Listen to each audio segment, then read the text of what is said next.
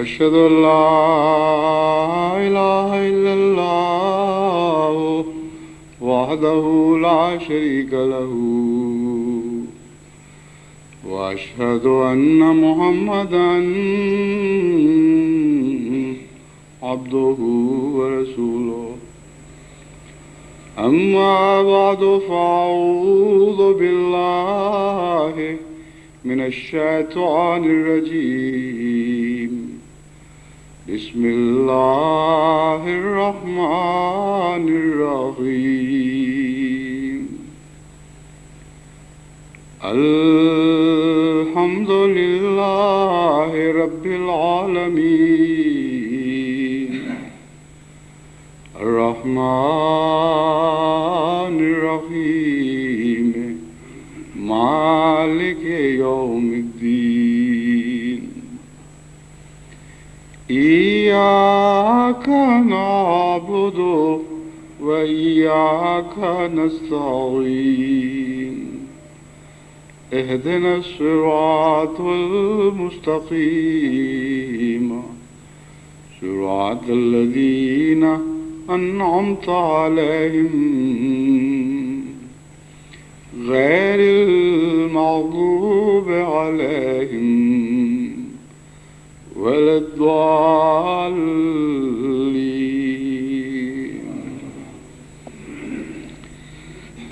آج آخر وہ جمعہ کا دن آ گیا جس کی امت محمدیہ کو ہر سال بشدت انتظار رہتی ہے، یا جس کا اگر انتظار کو مذکر لیا جائے تو جس کا امت محمدیہ کو ہر سال شدت سے انتظار رہتا ہے۔ یہ انتظار بعض لوگوں کی صورتوں میں تو سال بھر پہ پھیلا ہوا ہے، اور بعض لوگوں کی صورتوں میں ایک مہینے پر پھیلا ہوا ہے، یعنی رمضان میں شروع ہوتا ہے اور رمضان میں ختم ہو جاتا ہے، اور بعض صرف ایک دن کو نقطے کی طرح اپنی نگاہ کے سامنے رکھتے ہوئے اس کا انتظار کرتے ہیں۔ ان کے انتظار کا سالوں یا مہینوں سے کوئی تعلق نہیں ہوتا۔ اس جمعے کو جمعۃ الوداع اس لیے کہا جاتا ہے کہ یہ رمضان کا آخری جمعہ ہے، اور اس کے بعد پھر اس سے جدائی ہے۔ میں نے گزشتہ سال بھی اس مضمون پر روشنی ڈالی تھی کہ ہمارے نزدیک تو در حقیقت یہ جمعۃ الوصال ہے، کیونکہ یہ جمعہ اگر کوئی اہمیت رکھتا ہے تو سوائے اس کے اس کی کوئی اہمیت نہیں۔ کہ یہ وہ مبارک دن ہے جس میں وصل الہی کا سب سے زیادہ امکان ہے، اور وصل کے بعد وداع کا تصور تو بڑا دردناک تصور ہے۔ یہ تو ساری صورتحال کو، ساری خوشیوں کو المیہ میں تبدیل کر دینے والا تصور ہے۔ بس اگر جمعۃ الوداع کا یہ معنی ہے کہ الحمدللہ کہ یہ جمعہ آیا اور آ کر چلا گیا، بس اسے رخصت کرو اور جس طرح یہاں رواج ہے ٹاٹا کہہ کے اس جمعے سے چھٹی حاصل کر لو، تو یہ تو بالکل ایک غیر اسلامی، غیر مومنانہ، بلکہ ایسا تصور ہے جسے کوئی عاشق قبول نہیں کر سکتا۔ بس یہ جمعہ در حقیقت جمعۃ الوصال کی حیثیت سے ہی اہمیت رکھتا ہے، اور جمعۃ الوصال کی حیثیت سے ہی اسے سمجھنا چاہیے۔ حضرت صلی اللہ علیہ وآلہ وسلم تو در حقیقت رمضان مبارک کے آخری عشرے میں غیر معمولی عبادت کیا کرتے تھے، اور اسی عشرے میں لیلۃ القدر کی تلاش فرمایا کرتے تھے، اور اس عشرے میں واقع ہونے والے جمعے کو باقی دنوں سے ایک امتیازی شان حاصل ہوتی ہے، اس سے کوئی انکار نہیں کر سکتا، اور اسی لیے اس جمعہ نے امت محمدیہ کے تصورات میں ایک مقام پیدا کیا ہے۔ لیکن اس کی کیا حیثیت ہے، اس کے متعلق میں قدرے روشنی ڈالوں گا، لیکن اس سے پہلے میں اس مضمون کو ایک اور طریق پر شروع کرنا چاہتا ہوں۔ یہ لقاء ہی کا مضمون ہے جو گزشتہ چند خطبات سے، جب سے رمضان کے خطبے شروع ہوئے جاری ہے۔ رات اللہ تعالیٰ نے رویا میں مجھے اس مضمون کو ایک اور طریق پر دکھایا، اور ساتھ ہی قرآن کریم کی ایک آیت کی ایک نئی تفسیر سمجھائی جس کا لقاء سے بڑا گہرا تعلق ہے، اور دراصل جو مضمون میں آج کے خطبے میں بیان کرنا چاہتا تھا اسی کی تمہید ہے جو مجھے سمجھائی گئی۔ رویا بڑی دلچسپ اور عجیب سی ہے۔ میں نے دیکھا کہ ربوہ میں کھلے گھاس کے میدان میں اکیلا بیٹھا ہوا ہوں، اور وہاں پاکستان سے مختلف پروفیشنل گانے والے جو ریڈیو پاکستان یا ٹیلی ویژن وغیرہ میں گانوں میں حصہ لیتے ہیں، وہ کسی تقریب میں شمولیت کی غرض سے آئے ہوئے ہیں، اور وہ ان کا جو رستہ ہے ان کے درمیان اور میرے درمیان ایک دیوار حائل ہے، گویا اس رستے پر جس پر وہ چل رہے ہیں اس ایک دیوار کی اوٹ ہے، لیکن بعض جگہ در کھلے ہوئے ہیں۔ چنانچہ ایک در سے گزرتے ہوئے ان میں سے ایک شخص کی نظر مجھ پہ پڑتی ہے، اور خواب میں مجھ پر یہ تاثر ہے کہ یہ مجھے جانتا ہے اور میں اس کو جانتا ہوں۔ تو وہ جس طرح ایک انسان جانی پہچانی شکل کو ملنے کے لیے آگے بڑھتا ہے، وہ میری طرف آگے بڑھتا ہے، لیکن قریب آنے کی بجائے کچھ فاصلے پر کھڑے ہو کر مجھے پنجابی میں کچھ شعر سناتا ہے۔ وہ جو پنجابی کے شعر ہیں وہ اس رنگ کے ہیں جیسے بعض دیہاتیوں کو یا کم علم والوں کو بعض دفعہ کوئی نکتہ ہاتھ آ جائے تو اسے وہ بڑے فخر سے بڑے بڑے علماء کے سامنے پیش کرتے ہیں، اور پھر مجلسوں میں بیان کرتے ہیں کہ ہم نے یہ سوال کیا لیکن اس کا کوئی جواب نہیں آیا۔ اس رنگ کا کوئی نکتہ ہے جو ایک پنجابی نظم میں اس نے یاد کیا ہوا ہے، اور وہ سوالیہ رنگ میں میرے سامنے رکھتا ہے، لیکن اس کی طرز میں تکبر یا دکھاوا نہیں، بلکہ واقعتاً وہ اس نکتے میں الجھا ہوا معلوم ہوتا ہے، اور اس کے طرز بیان میں ایک درد پایا جاتا ہے۔ وہ شعر پنجابی کے مجھے یاد تو نہیں، مگر چند شعر ہیں۔ ان کا مضمون یہ ہے کہ یہ خدا تعالیٰ کی جو کائنات ہے اس کے راز تو بہت گہرے ہیں، اور ہماری آنکھیں جو دیکھ رہی ہیں وہ ان باتوں کو نہیں سمجھ سکتی، اور ہماری آنکھیں جو دیکھتی ہیں وہ ہمیں کچھ اور منظر دکھاتی ہیں۔ اور خدا کے جو قدرت کے راز یا عرفان کی باتیں ہیں ان تک ہماری آنکھیں پہنچ ہی نہیں سکتی اور نہ ہم ان کو سمجھ سکتے ہیں، کیونکہ ہماری آنکھیں ٹیڑھا دیکھ رہی ہیں۔ اور یہ کہتے کہتے وہ بڑے درد سے اپنی آنکھ کے نچلے پردوں کو انگلیوں سے نوچ کر نیچے کر کے آنکھیں دکھاتا ہے، جن میں ایک قسم کی سرخی پائی جاتی ہے، جیسے رو رو کے سرخی پیدا ہو گئی ہو۔ اور وہ کہتا ہے کہ دیکھیں ان نظم میں ہی کہ ان آنکھوں کی وجہ سے ہمارا کیا قصور؟ ہمیں تو خدا نے آنکھیں وہ دی ہیں جو غلط دیکھ رہی ہیں اور اس کے رازوں کی حقیقت کو پا نہیں سکتی۔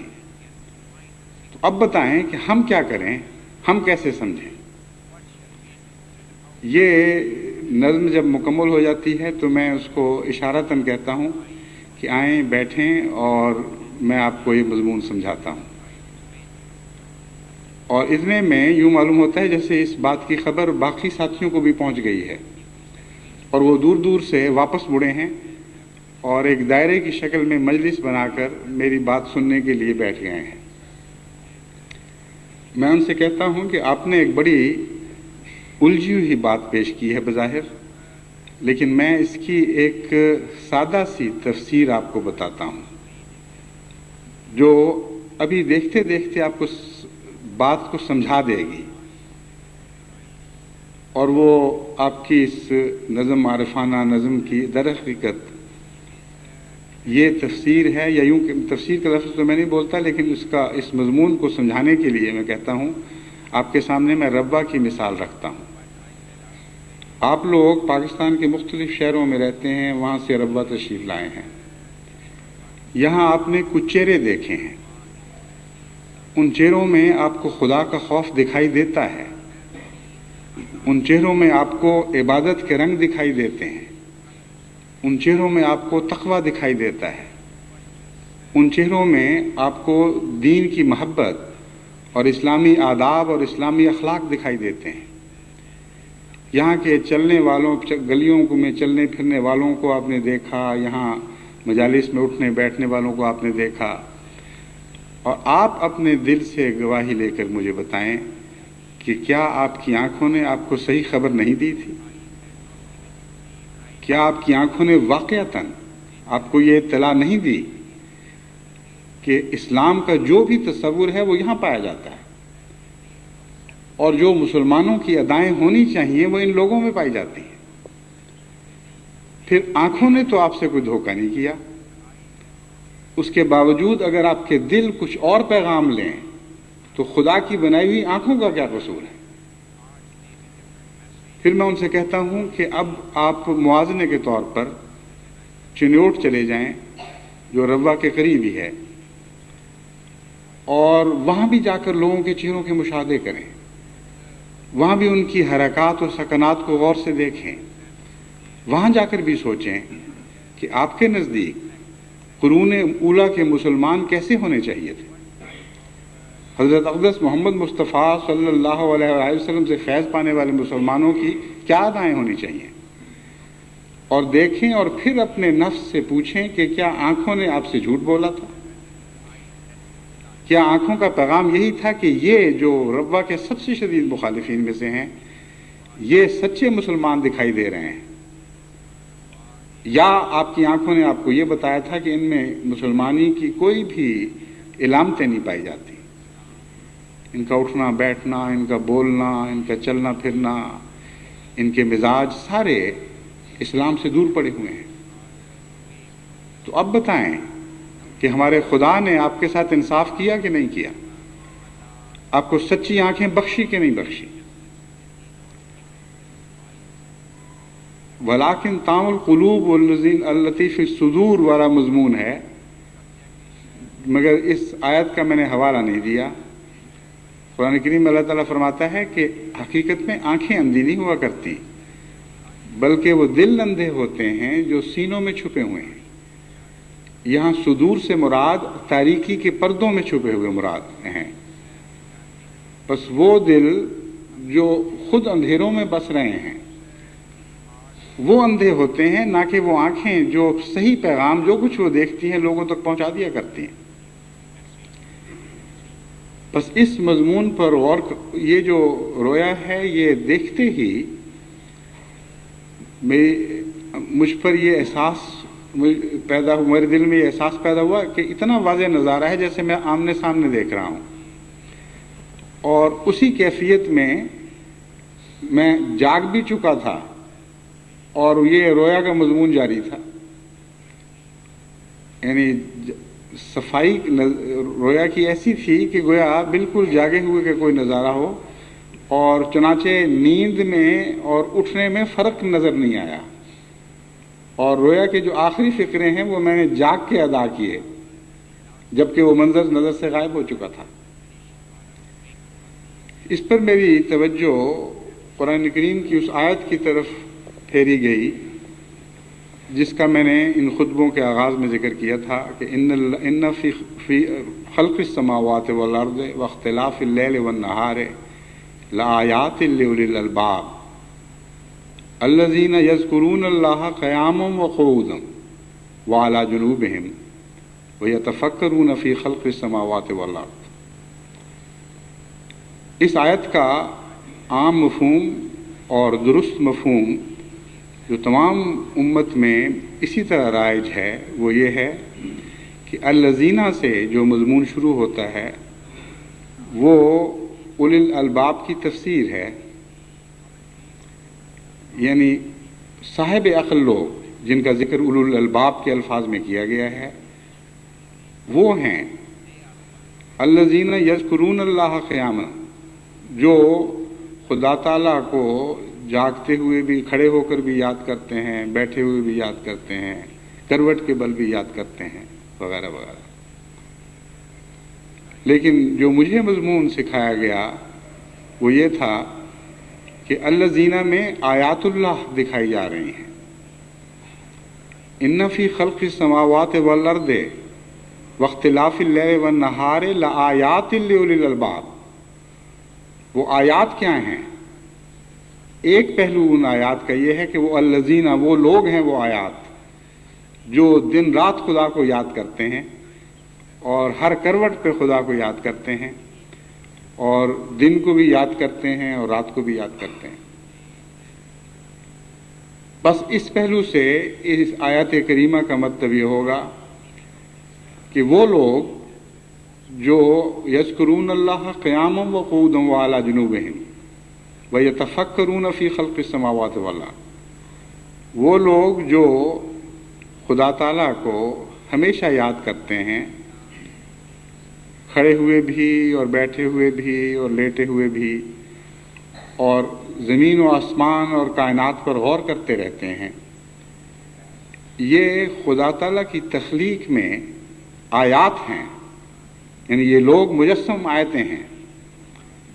اور یہ لوگ دن اور بدلنے کی کیفیات میں بھی آیات کا مقام رکھتے ہیں۔ اس مضمون کی تائید میں پھر میرا ذہن حضرت اقدس محمد مصطفیٰ صلی اللہ علیہ وآلہ وسلم کی ان صفات کی طرف منتقل ہوا جو قرآن کریم میں بیان ہوئی ہیں، اور مجھے سمجھایا گیا کہ ان آیات کا خلاصہ حضرت اقدس محمد مصطفیٰ صلی اللہ علیہ وآلہ وسلم ہے۔ یعنی مومن جو یہ صفات رکھتے ہیں وہ آیات ہیں، لیکن یعنی ایسی آیات جن کو دیکھ کر دنیا والے کائنات کی حقیقت کو پا سکتے ہیں، ایسی آیات ہیں جن کو دیکھنے کے بعد جن لوگوں میں عقل ہے وہ سمجھ سکتے ہیں کہ یوں ہی تو یہ لوگ پاگل نہیں ہو گئے،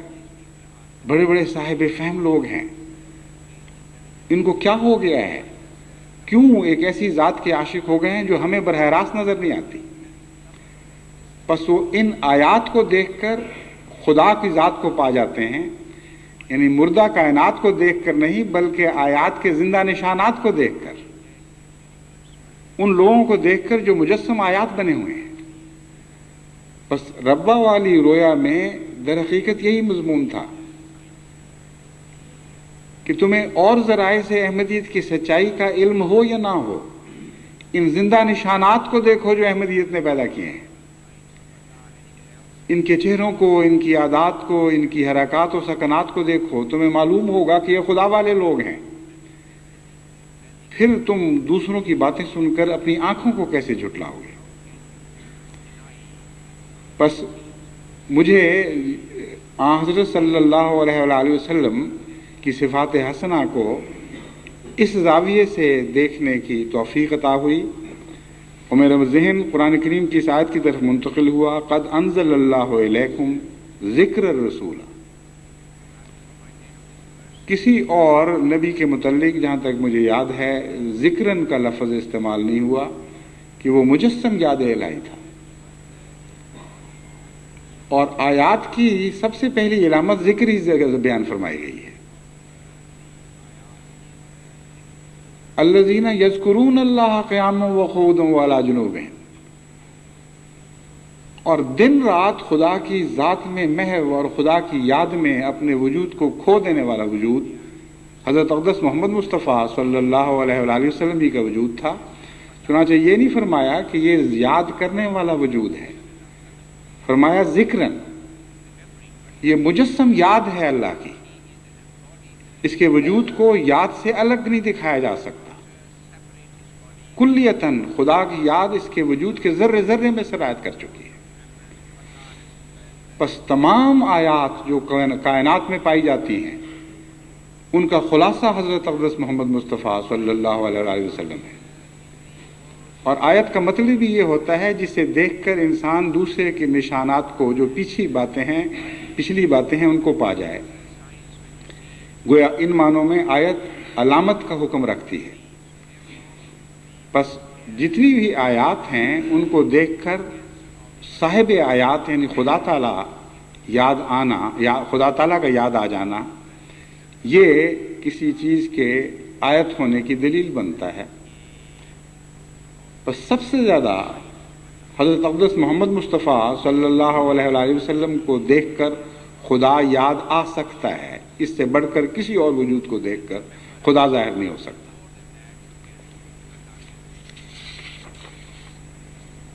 پھر حضرت صلی اللہ علیہ وآلہ وسلم ہی کو مخاطب کر کے اللہ تعالیٰ فرماتا ہے، وَاذْكُرْ رَبَّكَ فِي نَفْسِكَ تَضَرُّعًا وَخِيفَةً وَدُونَ الْجَهْرِ مِنَ الْقَوْلِ بِالْغُدُوِّ وَالْآصَالِ وَلَا تَكُن مِنَ الْغَافِلِينَ، کہ اپنے رب کو یاد کر، فی نفسک، اپنے دل میں،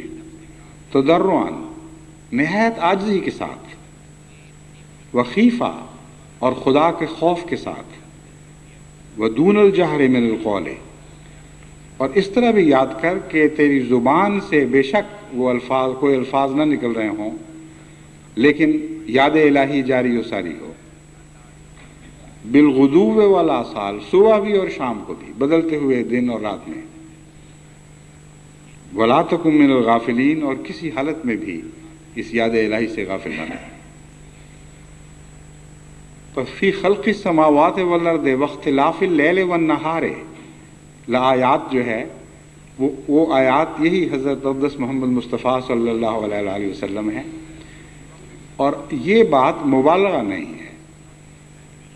کیونکہ امر واقعہ یہ ہے کہ کائنات کی نشانیوں کو جو جان نہیں رکھتی، جو کوئی روح نہیں رکھتی، دیکھنے کے بعد جس خدا کی طرف اشارہ ہوتا ہے وہ ایک فلسفیانہ اشارہ ہوتا ہے۔ صرف مومن ہے جو ان نشانات کو دیکھ کر ایک زندہ خدا کی طرف حرکت کرتا ہے، لیکن اس لیے نہیں کہ براہ راست اس نے ان نشانوں سے خدا کی طرف رہنمائی حاصل کی، بلکہ پہلے ہی اسے خدا کے وجود کا علم ہو چکا ہوتا ہے، خدا کے وجود کو وہ کسی صاحب خدا سے پا چکا ہوتا ہے، اس کو حاصل کر چکا ہوتا ہے، اس لیے اس کے لیے ساری نشانیاں خدا کی نشانیاں بن جاتی ہیں۔ لیکن دنیا دار جب ان نشانیوں کو دیکھتے ہیں تو ایک خدا کا تصور تو ضرور باندھتے ہیں، اور بہت سے فلسفیوں اور سائنسدانوں نے ان باتوں کا اپنے کلام میں ذکر کیا ہے، اور کائنات کے رازوں پر سے پردہ اٹھاتے ہوئے انہوں نے اس بات کا اعتراف کیا کہ ہماری آنکھوں سے بھی ایک پردہ اٹھا اور ہمیں بھی معلوم ہوا کہ ان رازوں کے پیچھے ایک کائنات کا خالق موجود ہے، بس اس خالق تک وہ پہنچے لیکن اس سے آگے نہیں۔ ایک تصوراتی خالق ان کے سامنے ابھرا، لیکن ایک ایسے وجود کے طور پر جو ان کا دوست بن جائے، ان کا رفیق ہو جائے، ان کا محبوب ہو جائے، ان کے ساتھ زندہ رہے اور اپنی زندگی سے ان کو زندہ رکھے، ایسے وجود تک ان کی رسائی کی کوئی خبر نہیں ملتی۔ بس یہ وہ آیات کہاں اور کہاں وہ آیات جن کا نام محمد مصطفیٰ صلی اللہ علیہ وسلم ہے، جو ان تمام آیات کا خلاصہ ہیں، جنہوں نے لاکھوں کروڑوں بندوں کو اپنا وجود دکھا کر خدا کا وجود دکھا دیا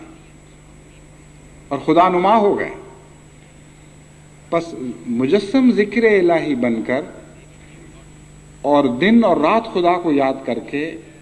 ہر وہ شخص جو حضرت محمد مصطفیٰ صلی اللہ علیہ وآلہ وسلم کی پیروی کرتا ہے، وہ بھی اپنے اپنے رنگ میں خدا نما وجود بن سکتا ہے،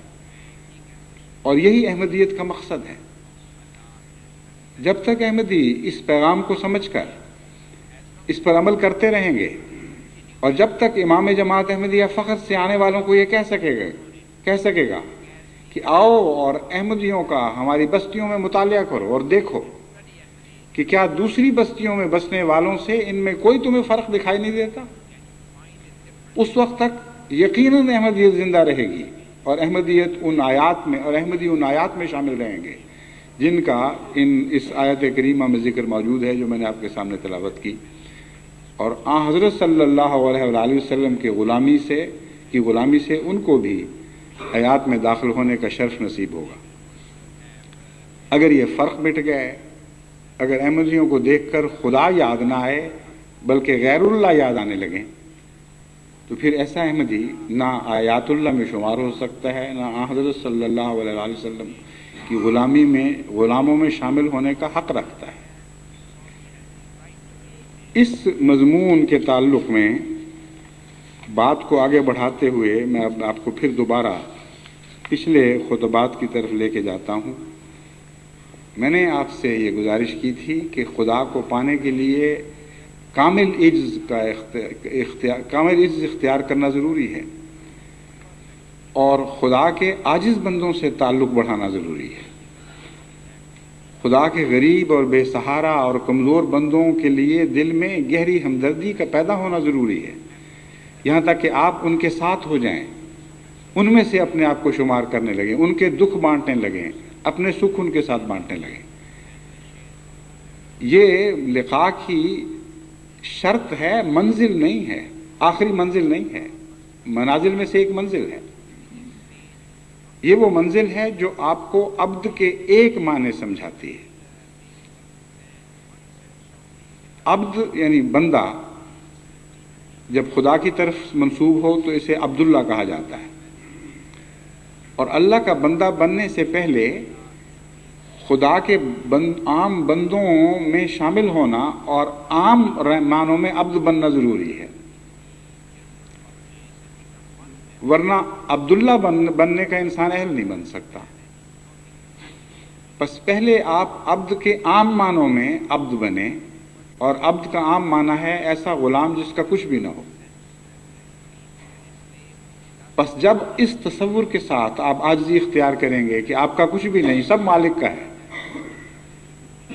اور آپ تو ایک جواب دیں ہیں، اس سے بڑھ کر آپ کی کوئی حیثیت نہیں، آپ کے سارے تکبر منہدم ہو جائیں گے، آپ ایک بچھی ہوئی راہ بن جائیں گے، اور کوئی بھی اونچ نیچ اور کجی آپ کی ذات میں باقی نہیں رہے گی۔ حقیقتاً آپ کو اپنے عجز کا عرفان نصیب ہو جائے گا، پھر آپ عبادت کے لائق بنیں گے، پھر عبادت کی ساری مسافت آپ کے سامنے کھلی پڑی ہوگی۔ پھر جتنا زیادہ آپ خدا کی عبادت میں یعنی بندگی میں آگے بڑھیں گے، اتنا ہی زیادہ آپ عبد کہلانے کے مستحق ہوں گے۔ بس آن حضرت صلی اللہ علیہ وآلہ وسلم نے غریبی اور عجز کی راہ سے اپنے خدا کو پانے کی راہ اختیار فرمائی، اور جب آگے بڑھے تو پھر عبادت میں اتنی ترقی کی کہ عبادت کے نتیجے میں پھر آپ کو وہ لقاء نصیب ہوئی جس لقاء کے حصول کے لیے میں آپ کو مسلسل نصیحت کر رہا ہوں. اور دیکھیں کہ عبد کے ہر مفہوم میں آپ درجہ کمال کو پہنچ گئے. عبد کے عام مفہوم میں یعنی عاجزی اور حد سے زیادہ تذلل اختیار کرنا اور اپنے نفس کی طرف کوئی بھی بڑائی منسوب نہ کرنا. اس میں حضرت رسول اکرم صلی اللہ علیہ وآلہ وسلم سے بڑھ کر کوئی عاجز بندہ کبھی دنیا میں پیدا نہیں ہوا. اور پھر اپنے وجود کو کلیتاً خدا کے سپرد کر دینا اور اس کی عبادت میں منہمک ہو جانا اور اس کی عبادت میں اپنے آپ کو کھو دینا، اس پہلو سے بھی دنیا میں کبھی کوئی انسان آپ سے بڑھ کر عبادت گزار پیدا نہیں ہوا. بس اس لحاظ سے عبد کامل تھے تو آپ تھے. عام بندے کے معنوں میں بھی، انسانی معنوں میں بھی آپ انسانیت کے درجہ کمال کو عجز میں درجہ کمال حاصل کر کے پہنچے اور عبد ہونے کا حق ادا کر دیا. اور خدا کی عبادت میں بھی عاجزانہ عبادت کے ذریعے آپ درجہ کمال کو پہنچے اور خدا کے عابد بندہ ہونے کا حق ادا کر دیا. یہی وجہ ہے کہ قرآن کریم میں اگرچہ مختلف انبیاء کو مختلف القابات ملے ہیں، مگر خدا تعالیٰ کی طرف سے حضرت محمد مصطفیٰ صلی اللہ علیہ وآلہ وسلم کے سوا کسی کو عبداللہ نہیں کہا گیا. اور یہ سب سے بڑا لقب ہے جو کسی بندے کو خدا تعالیٰ عطا کرتا ہے یا کر سکتا ہے، ان معنوں میں کہ عقلی لحاظ سے اس سے بڑا لقب موجود نہیں ہے. حضرت عیسیٰ علیہ الصلوۃ والسلام خود یہ تو کہتے ہیں کہ انی عبداللہ ہے، میں اللہ کا بندہ ہوں. اور ہر نبی ہی نہیں، ہر بندہ یہی دعویٰ کرتا ہے میں خدا کا بندہ ہوں. جسے ذرا بھی عرفان حاصل ہو وہ یہ کہتا ہے کہ میں خدا کا بندہ ہوں. پھر ایک جگہ حضرت عیسیٰ علیہ الصلوۃ والسلام یہ بھی عرض کرتے ہیں، یعنی ان کے متعلق خدا تعالیٰ یہ فرماتا ہے کہ ان کو قطعاً اس بات میں ذرہ بھی باک نہیں تھی کہ وہ خدا کا بندہ کہلائیں، لیکن خدا نے خود کسی کو عبداللہ کا لقب دیا ہو، اس کی اور کوئی مثال دکھائی نہیں دیتی. مجھے ایک زمانے میں شوق تھا موازنہ مذاہب کا، مختلف مذاہب کا مطالعہ کیا. ہو سکتا ہے میرے علم میں نہ آیا ہو، مگر میرے علم میں جہاں تک میں نے دیکھا کسی اور نبی کی کتاب میں اس کے لیے یہ لقب نہیں نظر آیا کہ خدا نے اسے مخاطب کر کے عبداللہ فرمایا ہو. ہاں، عبادت کے دعوے دار انبیاء جیسا کہ ہونا چاہیے تھے اور بندہ ہونے کے دعوے دار موجود تھے عبد کے دوسرے معنوں میں، لیکن خدا کی طرف سے لقب عبداللہ کا نصیب ہونا حضرت محمد مصطفیٰ صلی اللہ علیہ وسلم ہی کے حصے میں تھا. بس وسیلے کا مضمون چل رہا تھا. وسیلے کا ایک پہلو میں نے آپ کو گزشتہ خطبے میں دکھایا کہ وہ بندوں کے ساتھ عاجزی ہے. جب تک بندوں کے ساتھ انسان کی عاجزی مستحکم نہ ہو جائے اور مستقل رنگ اختیار نہ کر لے، اس وقت تک خدا کے ساتھ عاجزی کی اہلیت پیدا نہیں ہوتی. کیونکہ بظاہر خدا کے سامنے تو ہر اندرونی نفس کے متکبر کے لیے بھی بڑائی کا سوال نہیں ہوتا. اس کو کیسے پتہ چلے گا کہ واقعتاً وہ عاجز ہے یا خدا کی عظمت اتنی ظاہر و باہر ہے کہ اس کے سامنے عاجزی اختیار کیے بغیر چارہ کوئی نہیں. جب عاجز بندوں کے سامنے انسان عجز محسوس کرتا ہے اور ہر قسم کی بڑائی کو اپنے نفس سے مٹا دیتا ہے، تب وہ ان معنوں میں عبد بنتا ہے کہ پھر وہ خدا کی عبادت کا مستحق اور اہل ہو جاتا ہے، اور پھر اس کی عبادت کو عاجزانہ عبادت قرار دیا جاتا ہے. حضرت مسیح موعود علیہ الصلوۃ والسلام نے حضرت صلی اللہ علیہ وآلہ وسلم کے عبد ہونے کے مضمون کو اس بالکل اسی رنگ میں پیش فرمایا ہے.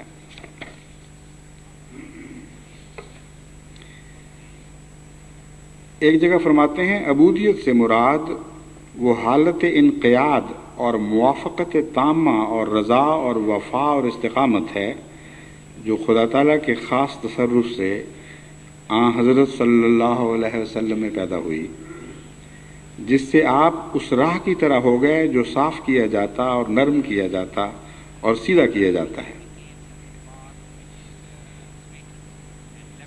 انقیاد سے مراد انتہائی تذلل ہے۔ انقادہ جب عربی میں کہا جاتا ہے تو مراد ہے کہ ایک آدمی اپنے آپ کو کلیتاً بچھا دے، خاک میں ملا دے، کامل تذلل اور عجز اختیار کرے۔ اور اس کے بعد آپ فرماتے ہیں موافقت تامہ، پھر خدا تعالیٰ کی ذات سے ایسا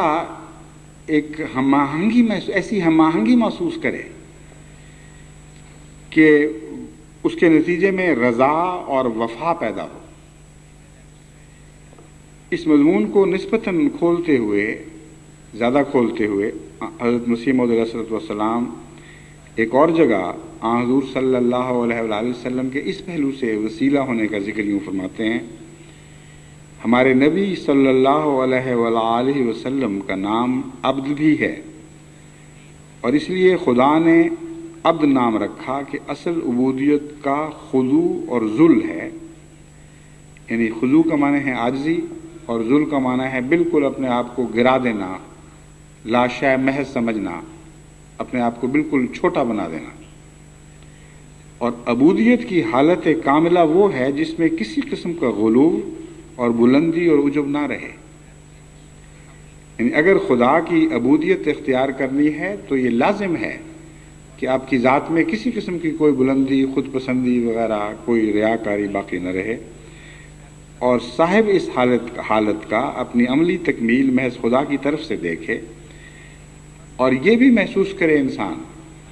کہ جو کچھ مجھے حاصل ہو رہا ہے وہ اللہ کی طرف سے ہو رہا ہے، میری کوششوں سے حاصل نہیں ہو رہا۔ بس یہ وہی مضمون ہے جس کو آپ نے فرمایا جو خدا تعالیٰ کے خاص تصرف سے حضرت صلی اللہ علیہ وسلم میں پیدا ہوئی۔ فرماتے ہیں صاحب اس حالت کا اپنی عملی تکمیل محض خدا کی طرف سے دیکھے اور کوئی ہاتھ درمیان نہ دیکھے۔ عرب کا محاورہ ہے، وہ کہتے ہیں مور معبد و طریق معبد، جہاں راہ نہایت درست اور نرم اور سیدھا کیا جاتا ہے اس راہ کو طریق محبت کہتے ہیں۔ پس حضرت صلی اللہ علیہ وسلم اس لیے عبد کہلائے ہیں کہ خدا نے محض اپنے تصرف اور تعلیم سے ان میں عملی کمال پیدا کیا اور ان کے نفس کو راہ کی طرح اپنی تجلیات کے گزرنے کے لیے نرم اور سیدھا اور صاف کیا۔ اب یہ دیکھیں وسیلہ کی کیسی اعلیٰ تعریف ہے اور کیسی کامل تعریف ہے۔ وسیلہ وہ ہوتا ہے جو ایک چیز کو دوسرے سے ملا دیتا ہے، جیسے پل وسیلہ بن جاتا ہے دریا کے عبور کرنے کا۔ حضرت صلی اللہ علیہ وآلہ وسلم کو وسیلہ ان معنوں میں نہیں پیش کر رہا ہے کہ گویا نعوذ باللہ آپ وہ راہ ہیں جن پر قدم مارتے ہوئے لوگ آگے بڑھیں گے۔ ایسا حیرت انگیز عرفان حضرت مسیح موعود علیہ السلام کو نصیب ہوا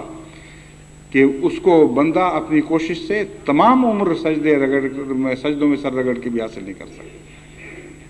یہ وہ عرفان ہے جو نازل ہوتا ہے، جو خدا کی طرف سے نصیب ہوتا ہے۔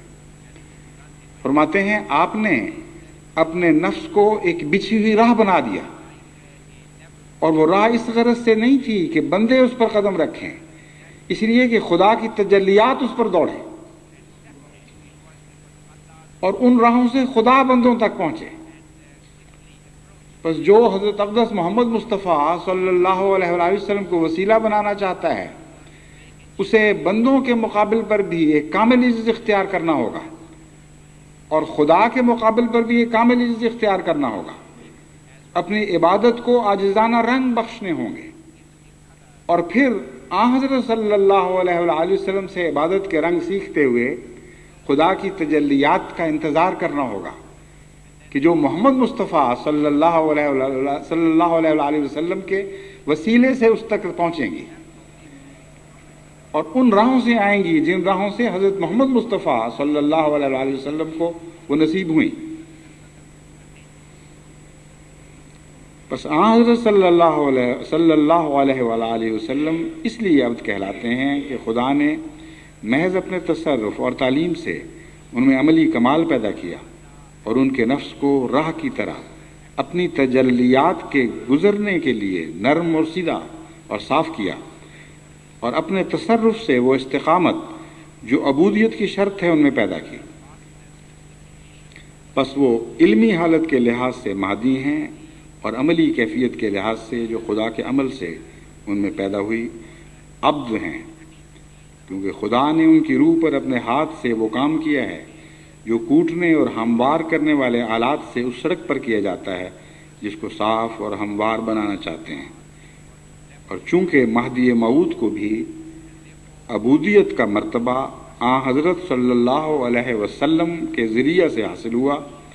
اس لیے مہدی موعود میں عبد کے لفظ کی کیفیت غلام کے لفظ سے ظاہر کی گئی، یعنی اس کے نام کو غلام احمد کر کے پکارا گیا۔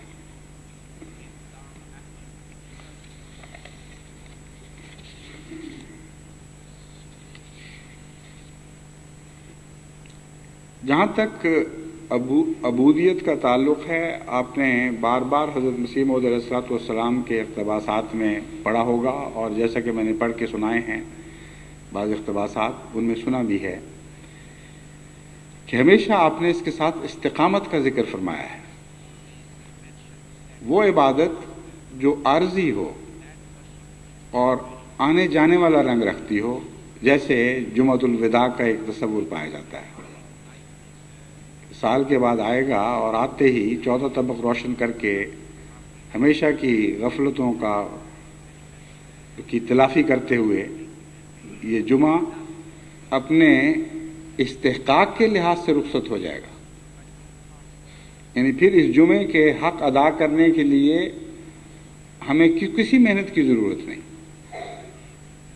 یہ ایسا جمعہ ہے جو آئے گا، اور جس طرح ایک پیروں فقیروں کا تصور ہے کہ آئے اور 2 جہان بخش گئے، اس طرح یہ جمعہ 2 جہان بخش کے چلا جائے گا۔ یہ تصور بالکل جاہلانہ اور غیر اسلامی ہے، اور قرآن کریم سے اس کی کوئی سند نہیں ملتی۔ قرآن کریم سے یہ سند ملتی ہے کہ اس جمعے میں یا اس برکت والی رات میں، جو اس جمعے کو بھی ہو سکتی، اس جمعے کی رات کو بھی ہو سکتی ہے، اور آخری عشرے میں کوئی اور رات بھی ہو سکتی ہے، ایسی گھڑی ضرور انسان کو نصیب ہو سکتی ہے جو اس کے دین اور دنیا سنوار دے، مگر ان معنوں میں نہیں کہ فقیر نے کچھ دے دیا اور کہا جاؤ اب چھٹی کرو، جو چاہو کرتے پھرو، بلکہ ان معنوں میں کہ جو کچھ سدھارے اس کو پھر قائم رکھے، ایک تبدیل شدہ وجود پیدا کرے، اور وہ تبدیلیاں ایسی ہوں کہ پھر دوبارہ مائل بانحطاط نہ ہو سکے۔ وہ رفتیں جو وہ جمعہ یا وہ لمحے بخش جائیں جو لیلۃ القدر کے بعد لمحے بخشتے ہیں، وہ ایسی پاک تبدیلیاں ہیں کہ جو آ کر ٹھہر جانے والی ہیں، مستقل وجود پر نقش ہو جانے والی ہیں۔ وہ وصل کی تبدیلیاں ہیں، وداع کی تبدیلیاں نہیں۔ پس دنیا کے اکثر لوگوں کے لیے یہ جمعہ وداع کہہ کر رخصت ہو جاتا ہوگا، مگر وہ جن کے لیے یہ وصل کا پیغام لاتا ہے وہ پھر ان سے کبھی جدا نہیں ہوتا۔ یہ وہ استقامت کا مفہوم ہے جس کو حضرت مسیح موعود علیہ السلام ہمیشہ عبادت اور وصل الہی کے مضمون کے ساتھ بیان فرماتے ہیں۔ قرآن کریم بھی اس مضمون کا ذکر کرتے ہوئے فرماتا ہے، رب السماوات والارض وما بینہما فاعبدہ۔ قرآن کریم بھی، مجھے نہیں کہنا چاہیے تھا، یہ کہنا چاہیے قرآن کریم فرماتا ہے جس سے حضرت مسیح موعود علیہ السلام نے یہ مضمون سیکھا ہے، اور قرآن کریم ہی میں آپ کے کلام کی بنیاد ہے۔ تو قرآن کریم فرماتا ہے رب السماوات والارض وما بینہما فاعبدہ واستبر لعبادتہ۔ وہ زمین و آسمان کا رب ہے جو تمہارا رب ہے، وما بینہما، اور جو کچھ ان کے درمیان ہے اس کا بھی رب ہے، فاعبدہ، اس کی عبادت کر، واستبر لعبادتہ، اور اس کی عبادت پر صبر اختیار کر۔ حل تعلم لہ سمیہ، کیا تو اس جیسی کسی اور ذات کو جانتا ہے؟ کیا کبھی تو نے سنا ہے کہ خدا جیسی بھی کوئی اور ذات دنیا میں، کوئی کائنات میں موجود ہے؟ بس جب اس جیسا ہے کوئی نہیں تو اس کا در چھوڑ کر جائے گا کہاں؟ جو تعلق اس سے باندھے اس کو پکڑ کر بیٹھ رہے اور کبھی پھر اس سے علیحدہ نہ ہو۔ بس یہ جمعہ جو آخری رمضان کا جمعہ ہے یقیناً برکتوں والا دن ہے، اور تمام سال کے دنوں میں ایک غیر معمولی عظمت اور شان اور امتیاز رکھتا ہے، لیکن انہی کے لیے جو اس جمعے میں جو برکتیں حاصل کرتے ہیں ان کو پھر پکڑ کر بیٹھ جاتے ہیں اور صبر اختیار کرتے ہیں۔ صبر کا مضمون استقلال کو بھی ظاہر کرتا ہے اور ایک اور پہلو کی طرف بھی اشارہ کرتا ہے جسے سمجھانا ضروری ہے۔ بعض ہمارے احمدی دوست جو عبادات کی طرف متوجہ ہیں اور ان کو جلدی پھل نہیں لگتا، وہ بعض دفعہ بہت بے چین ہو جاتے ہیں۔ بعض تو یہاں تک پھر غلو کرتے ہیں، کہتے ہیں ہم نے تو اتنی دیر عبادتیں کی ہیں ہمیں مزہ ہی نہیں آتا، عبادتوں کو پھل نہیں لگ رہے، دعائیں قبول نہیں ہو رہی، جو روح میں ایک قسم کا تموج پیدا ہونا چاہیے خدا کی طرف اور اس کے نتیجے میں جو لذت حاصل ہوتی ہے اس سے ہماری ہیں، تو ہم تو اب تھک کے سمجھتے ہیں کہ بیکار ہے، یوں کوئی کوشش نہیں۔ یعنی بعض ایسے بھی ہیں جنہوں نے یہاں تک لکھا، لیکن اکثر ایسے ہیں جو بڑی عاجزی اور تذلل سے اپنی فکروں کو میری طرف منتقل کرتے ہوئے دعا کی تحریک کرتے ہیں، کہتے ہیں ہمیں بچاؤ، خدا کے لیے کچھ کرو، ایسی دعا کرو کہ ہمارا دل بھی جاگ اٹھے، ہماری باتیں بھی زندہ ہو جائیں۔ تو ان کے لیے قرآن کریم یہ پیغام دے رہا ہے کہ عبادت کے ساتھ صبر کا مضمون وابستہ ہے۔ ہر شخص کی پختگی کے لیے ایک وقت درکار ہوا کرتا ہے اور ہر شخص کے لیے وہ وقت الگ الگ ہوا کرتا ہے۔ کسی نے سفر کہاں سے شروع کیا ہے اور کسی کی اندرونی صلاحیتیں کیا ہیں، یہ دو مضمون ہیں جو مل کر اس بات کو فیصلہ کرتے ہیں کہ کب عبادت اپنی اس پختگی کو پہنچے گی کہ اس کے شیریں پھل انسان کو لذت سے بھر دیں گے۔ ایک انسان ہے جو بہت سے اندرونی گناہوں میں ملوث، بہت دیرینہ خطاؤں میں مبتلا اور کئی پردوں میں چھپا ہوا ہے۔ وہ چاہتا ہے میں ایک دن عبادت کر کے ایک دم شور ڈال کر خدا تعالیٰ کو راضی کر لوں اور اچانک مجھے خدا تعالیٰ کا دیدار نصیب ہو جائے۔ اس وقت کی اس کی کیفیت یقیناً بڑی سخت بے قراری کی کیفیت ہوگی، لیکن فاصطبر علیہ کا مضمون یہ بتاتا ہے کہ عبادت کو فوری طور پر لازماً پھل نہیں لگا کرتا۔ بہت سے لمبے ایسے دور سے گزرنا ہوگا جس میں انسان پہلے اپنے نفس کی آگاہی حاصل کرے، اپنی کمزوریوں کا عرفان حاصل کرے، اس عرفان کو پھر عرفان الہی کے راستوں پر منتقل کرے اور ان رستوں اپنے عرفان کے رستے سے خدا کا عرفان حاصل کرنے کی کوشش کرے۔ پھر رفتہ رفتہ اس کی عبادت میں ایک نئی تازگی پیدا ہونی شروع ہو جائے گی، اس کی عبادت میں زندگی کے آثار ظاہر ہوں گے اور اس کی عبادت میں مزے کی کیفیت پیدا ہو جائے گی۔ لیکن یہ لمبا غور فکر اور مجاہدے کا مضمون ہے، اس سے تھکنا نہیں چاہیے۔ اگر صبر کی طاقت نہیں ہے تو پھر عبادت کی بھی طاقت نہیں۔ بس لازماً عبادت کا صبر کے ساتھ اور استقلال کے ساتھ ایک گہرا تعلق ہے، اور یہ مضمون یاد رکھنا چاہیے کہ اگر خدا کی عبادت میں کچھ نہیں ملا تو پھر بھی اسے چھوڑ کر جانے کا کوئی سوال پیدا نہیں ہوتا۔ حل تعلم لہ سمیہ، پھر اور کون ہے جو خدا کے سوا تمہیں عبادت کے قابل دکھائی دیتا ہے؟ بس تمہارے لیے تو چارہ ہی کوئی نہیں، بے اختیاری کا عالم ہے۔ وہی واقعہ جو میں پہلے بھی آپ کو سنا چکا ہوں لاہور کے ایک درویش کا، وہی یاد آ جاتا ہے، بہت ہی موزوں ہے اس موقع پر بیان کے لائق۔ ایک درویش تھا جس کو متعلق کہا جاتا ہے کہ وہ ایک دن اس نے ترنگ میں آ کر خدا سے یہ عرض کی کہ کہ اے خدا مجھے تیری دنیا پسند نہیں آئی،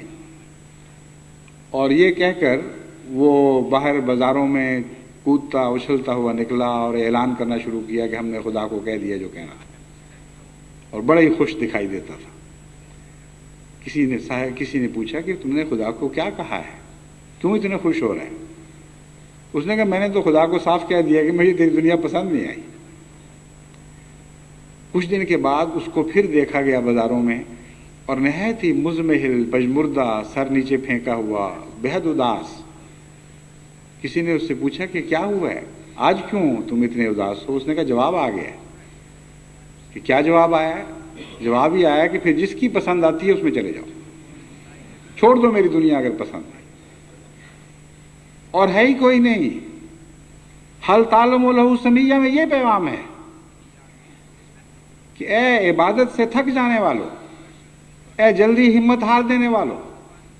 اگر تم سمجھتے ہو کہ تمہاری عبادت کو پھل نہیں لگ رہا ہے اس لیے تم اس عبادت کو چھوڑ دو، تو پھر چھوڑ کے جاؤ گے کہاں؟ خدا کے سوا بھی کوئی ذات سنی ہے جو اس جیسی ہو؟ اگر یہ رحمان و رحیم، یہ رحیم و کریم خدا تمہارے دل کے لیے جیتا نہیں جا سکتا، تو پھر دنیا میں اور کوئی ذات تمہارے لیے جیتی نہیں جا سکے۔ بس جو زور لگانا ہے اسی در پر لگاؤ، جو سجدے بھرنے ہیں اسی آستانے پر بھرو، اور اپنی پیشانی کو یہیں رگڑو، اس کے سوا اور کوئی جگہ نہیں ہے۔ یہ مضمون قرآن کریم نے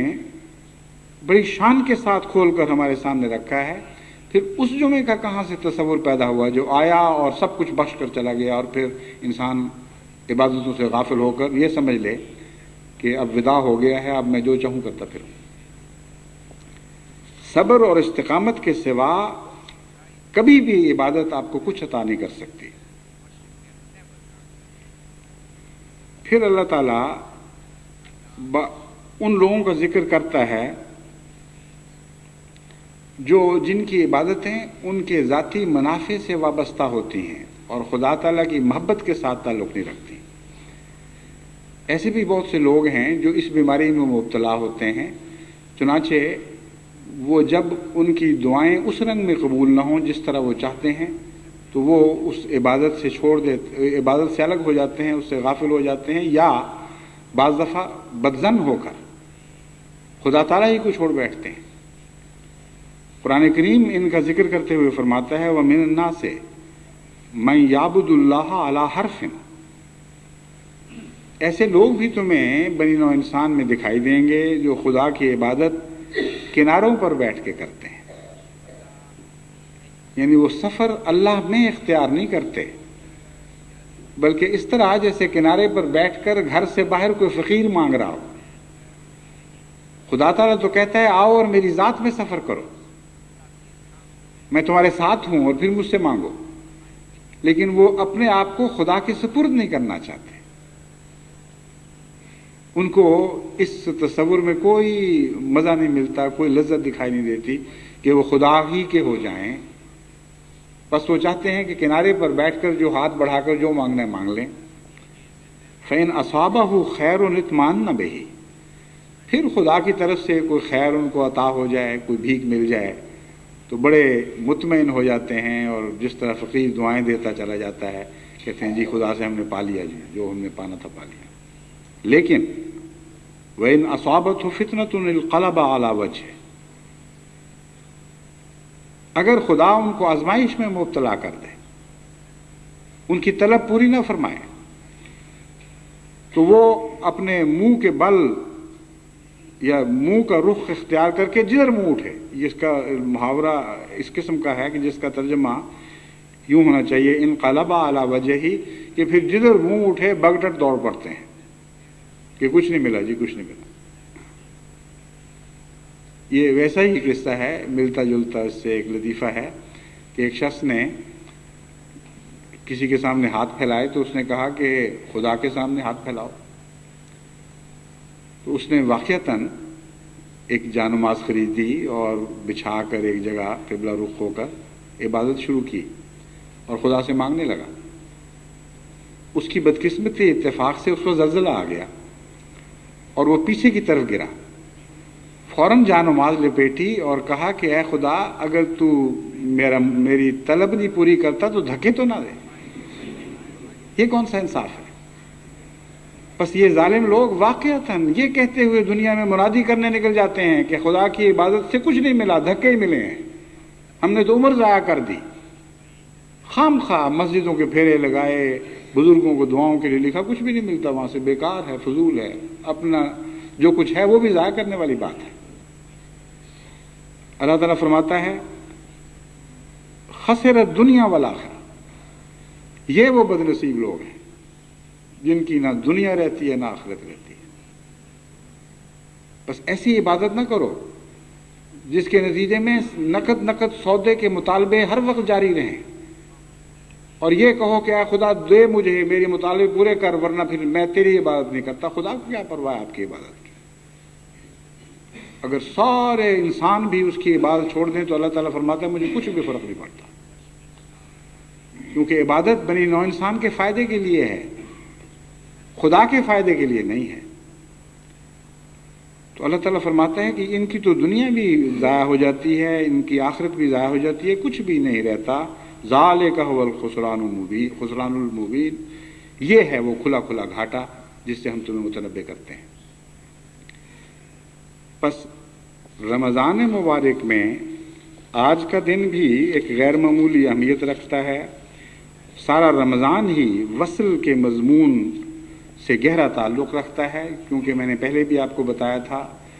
کہ ہر عبادت کی کوئی جزا بیان فرمائی گئی ہے، اور روزوں کی جزا خدا نے خود اپنے آپ کو ظاہر فرمایا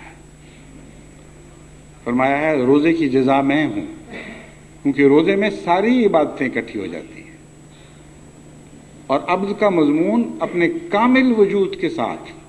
اپنی کامل شان کے ساتھ انسان میں ظاہر ہوتا ہے. کیونکہ روزہ آپ کو کسر نفسی سکھاتا ہے، غریبوں کی ہمدردی سکھاتا ہے، ان کی بھوک اور ان کی پیاس کا احساس دلاتا ہے، ان کی بیچارگی سے آپ کو باخبر کرتا ہے. روزے کے نتیجے میں آپ عام عبادتوں سے بڑھ کر عبادت کرتے ہیں اور اپنے جائز حقوق بھی خدا تعالیٰ کی خاطر چھوڑ دیتے ہیں جو عام روزمرہ کی زندگی میں آپ کے لیے جائز ہیں. بس تمام عبادتوں کا خلاصہ روزے میں ہے. بس اسی لیے اس کی جزا خدا تعالیٰ نے خود اپنی ذات کو بیان فرمایا کہ روزے کی جزا میں خود ہوں. اور پھر آخری عشرے میں تو عبادت ایک خاص معراج تک پہنچتی ہے. چنانچہ حضرت عائشہ صدیقہ رضی اللہ تعالی عنہا روایت فرماتی ہیں کہ کان النبی صلی اللہ علیہ وسلم اذا دخل العشر شد میزرہ واحیا لیلہ وایقظ اہلہ. صحیح بخاری کتاب الصوم. کہ حضرت عائشہ کی روایت ہے کہ آن حضرت صلی اللہ علیہ وآلہ وسلم جب رمضان کا آخری عشرہ آتا تھا، یہاں عشروں کو رفع کی حالت میں لکھا ہوا ہے جس کا مطلب ہے کہ عشرہ آیا ہے، اور جو ترجمہ ہے وہ یہ لکھا ہوا ہے کہ دخل العشرہ، کہ رسول اللہ صلی اللہ علیہ وسلم عشرہ میں داخل ہوتے تھے. یہ ممکن ہے لکھنے والے کی غلطی ہو یا یہی مضمون ہو کہ جب عشرہ آخری عشرہ آ جایا کرتا تھا، شدہ میں ذرا آپ اپنی کمر کو کس لیا کرتے تھے اور اپنی رات کو زندہ کر دیا کرتے تھے. وایقظ اہلہ، اور اپنے گھر والوں کو بھی جگایا کرتے تھے. وہ شخص جس کی ہر رات زندہ ہو، جس کا یہ دستور ہو کہ اپنے گھر والوں کو ہمیشہ جگاتا ہو، اس کے متعلق جب یہ کہا جائے کہ آخری عشرہ میں یہ کرتا تھا تو اس کا مطلب ہے کہ غیر معمولی فرق پڑا کرتا تھا. اس وقت عبادت اپنی آخری حد کو پہنچا کرتی تھی، راتیں جاگ اٹھتی تھی، خوابیں نور کمانے لگتی تھی، اور غیر معمولی شان کے ساتھ خدا آپ پر ظاہر ہوتا تھا. اور اس نظارے میں شامل کرنے کے لیے اپنے اہل و عیال کو بھی جگایا کرتے تھے کہ اٹھو اٹھو تم بھی اس نعمت سے محروم نہ رہو.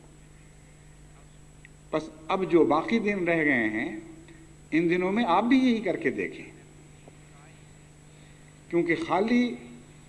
ایک پہلو سے عبد بننے سے خدا نصیب نہیں ہوگا، اگلا قدم عبد بننے کا بھی لازماً اٹھانا ہوگا. یعنی عبادت کی طرف جب آپ آگے قدم بڑھائیں گے تو پھر صحیح معنوں میں آپ خدا کے سچے بندے بن سکیں گے، اور پھر آپ کو لقائے الہی، لقائے باری تعالیٰ نصیب ہوگی.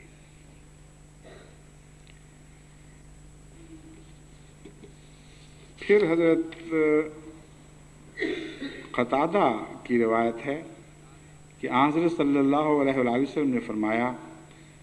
کہ میں نے تمہاری امت پر 5 نمازیں فرض کی ہیں، کہ یعنی حدیث قدسی ہے، فرمایا کہ اللہ تعالیٰ فرماتا ہے، یہ لفظ چھوٹ گیا تھا. حضرت صلی اللہ علیہ وسلم نے فرمایا کہ اللہ تعالیٰ فرماتا ہے کہ میں نے تمہاری امت پر 5 نمازیں فرض کی ہیں، اور اپنے حضور یہ عہد باندھا ہے کہ جو کوئی بھی انہیں ان کے وقت پر ادا کرتے ہوئے اور ان پر مداومت اختیار کرتے ہوئے، یہ نہیں کہ کبھی پڑھ لی کبھی نہ پڑھی، مستقل ہو جائے،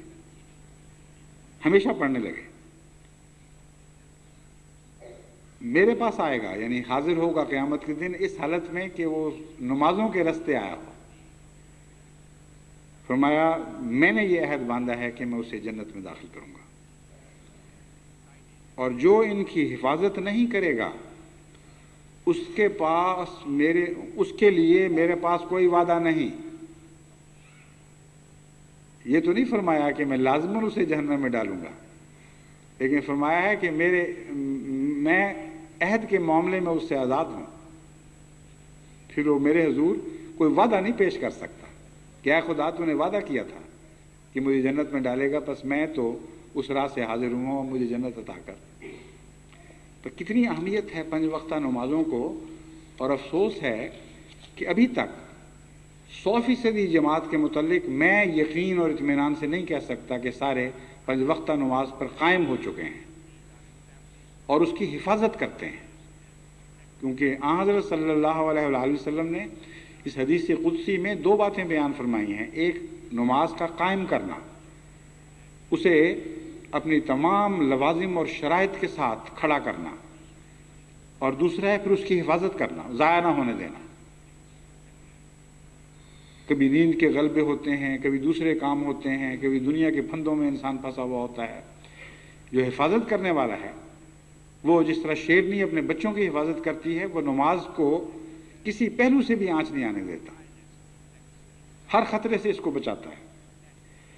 بس اگر جماعت احمدیہ اس طریق کو اختیار کرے تو یہ وہ طریق ہے جس طریق سے خدا تعالیٰ کی لقاء نصیب ہوگی،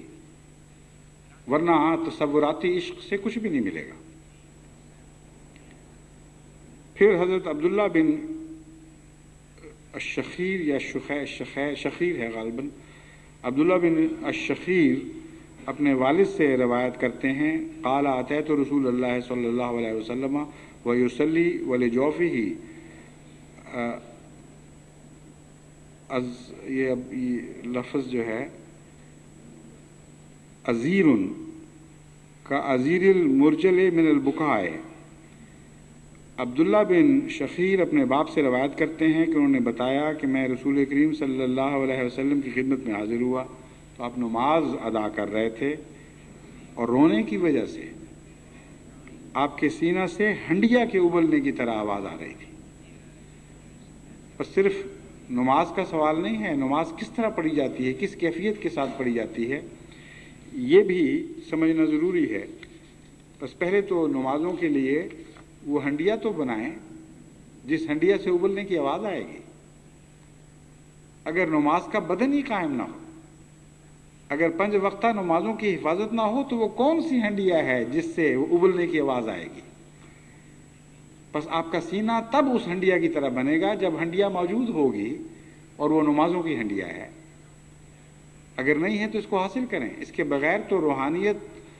کے جوش مارنے کا کوئی سوال نہیں پیدا ہوتا. روحانیت کہاں بٹھائیں گے آپ؟ حضرت صلی اللہ علیہ وسلم نے اپنے عمل سے بتا دیا کہ آپ نمازوں کے برتن میں اپنے محبت کو حضور صلی اللہ علیہ وسلم کے حضور اور خدا تعالیٰ کے حضور پیش کرتے تھے، اور نمازوں میں لپٹی ہوئی آپ کی روح خدا کے حضور جوش مارتی تھی، اور واقعتاً دیکھنے والوں کو یوں آواز آتی تھی جیسے واقع کوئی ہنڈیا ابل رہی ہو۔ پھر آپ کے متعلق بیان کیا جاتا ہے، حضرت مغیرہ سے روایت ہے رضی اللہ تعالیٰ عنہ کہ حضور صلی اللہ علیہ وسلم بعض اوقات نمازوں میں رات کو اتنا دیر کھڑا رہا کرتے تھے کہ آپ کے ٹخنے دونوں پاؤں اور پنڈلیاں تک متمور ہو جایا کرتے تھے، یعنی سوج جاتے تھے کھڑے کھڑے۔ اس بارے میں آپ سے عرض کیا گیا تو آپ نے فرمایا افلا اکون عبدا شکورا، کہ کیا میں اپنے رب کا شکر گزار بندہ نہ بنوں؟ یعنی بخاری کتاب التہجد میں یہ روایت ہے۔ مطلب یہ ہے کسی نے تعجب سے کہا ہوگا کہ یا رسول اکرم صلی اللہ علیہ وآلہ وسلم، آپ کو کیا ضرورت ہے اتنی لمبی چوڑی باتوں کی؟ آپ کو تو خدا مل چکا ہے، آپ تو خدا کے ساتھ رہتے ہیں۔ تو آپ نے فرمایا تبھی تو مجھ پر دوہرا فرض ہے کہ اس پاک ذات کا شکریہ ادا کروں۔ بس ایک عبادت ہوتی ہے حصول کے لیے، ایک ہے لقاء کے بعد اپنے محبوب کو راضی رکھنے کے لیے۔ ایک گریہ ازاری ہوا کرتی ہے ہجر کی گریہ ازاری، اکثر کو تو وہ بھی نصیب نہیں ہے، لیکن ہجر کے بعد جب محبوب مل جاتا ہے تو اس کے حضور جو انسان بیٹھ کر روتا ہے، اس سے پیار کی باتیں کرتا ہے، اسے اپنا رکھنے کے لیے اس کی منتیں کرتا ہے، یہ وہ گریہ ازاری تھی جو حضرت صلی اللہ علیہ وآلہ وسلم کو نصیب ہوئی تھی۔ بس عبد شکور بننے کا یہ مطلب ہے کہ تم ہجر کے واقف لوگ ہو، تمہیں کیا پتا کہ لقاء کے رونے کیا ہوا کرتے ہیں۔ جب خدا نصیب ہو جائے تو کتنے پیار کے ساتھ اس کو اپنا بنائے رکھنا پڑتا ہے، اور بار بار عرض کرنی پڑتی ہے کہ تیرا احسان ہے کہ تو مجھے نصیب ہو گیا، ورنہ میں کہاں اس لائق تھا۔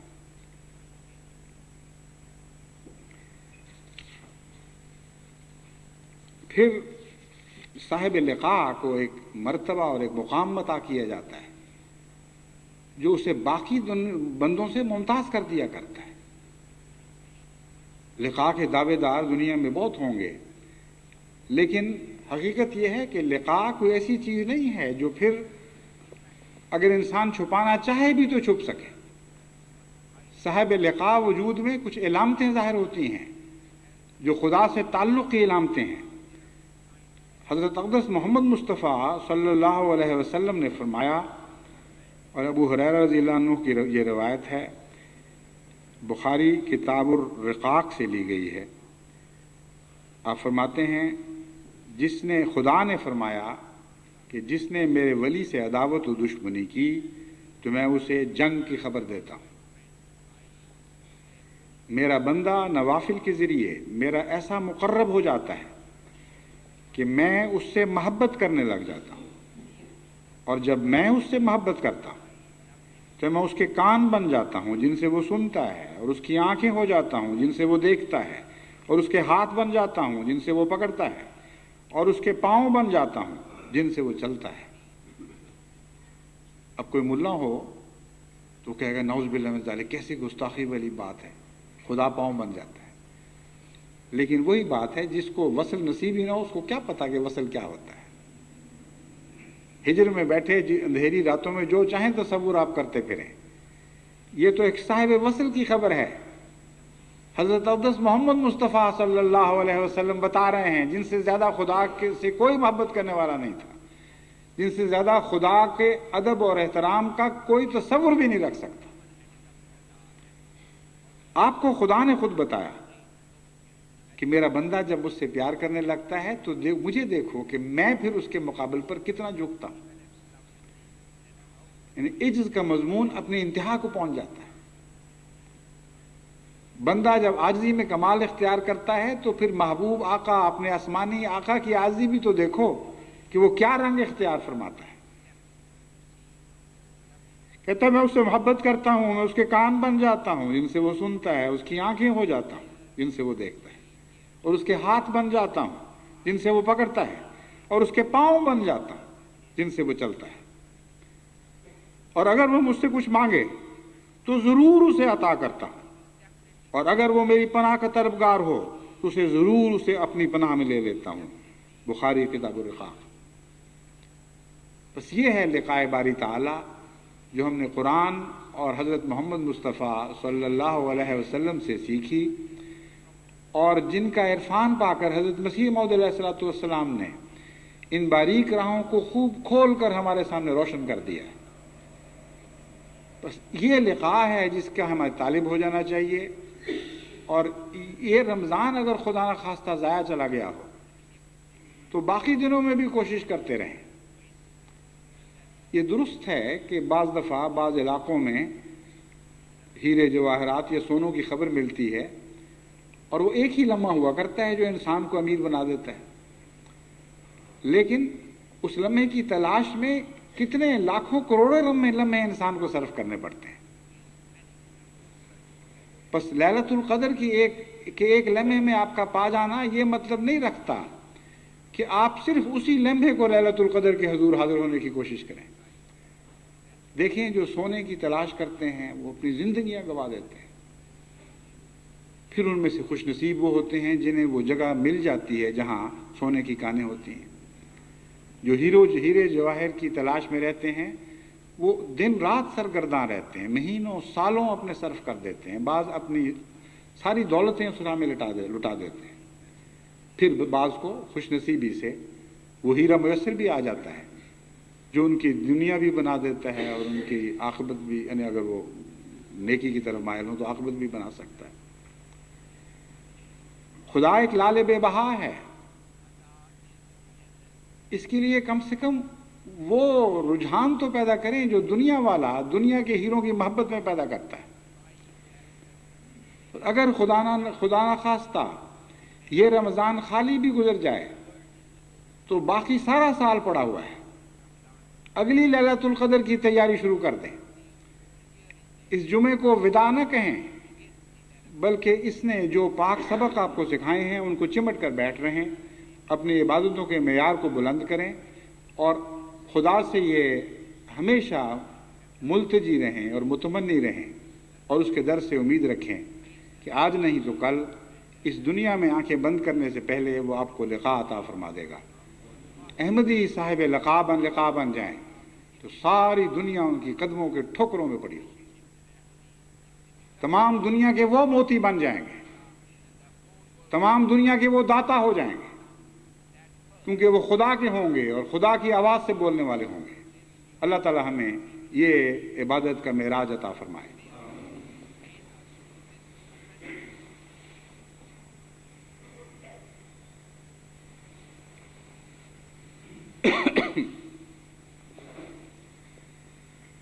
الحمدللہ نحمده ونستعینه ونستغفره ونؤمن به ونتوکل علیہ ونعوذ باللہ من شرور انفسنا ومن سیئات اعمالنا من يهده الله فلا مضل له ومن يضلله فلا هادي له ونشهد أن لا إله إلا الله وحده لا شريك له ونشهد أن محمدا عبده ورسوله